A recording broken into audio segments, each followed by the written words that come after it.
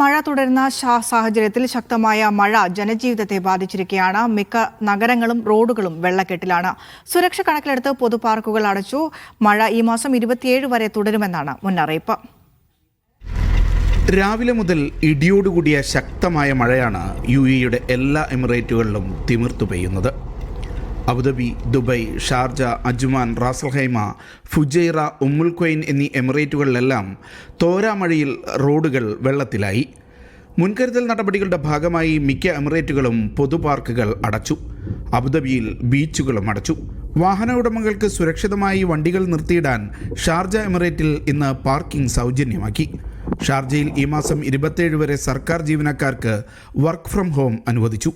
Ras al Khaimah പൊതുഗതാഗത സേവനങ്ങൾ നിർത്തിവെച്ചു. അലൈൻ, ഫുജൈറ, ഹൊർഫുഖാൻ തുടങ്ങി കിഴക്കൻ മേഖലയിൽ ശക്തമായ മഴവെള്ളപ്പാച്ചിൽ അനുഭവപ്പെടുന്നുണ്ട്. അടുത്ത ദിവസങ്ങളിലും UAEയിൽ കനത്ത മഴ തുടരും.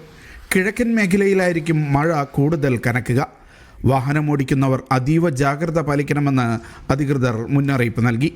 ഈ മാസം 27 വരെ രാജ്യത്തെ വിവിധയിടങ്ങളിൽ മഴയുണ്ടാകുമെന്ന് കാലാവസ്ഥാ നിരീക്ഷണ കേന്ദ്രം അറിയിച്ചു. Media 1, Dubai.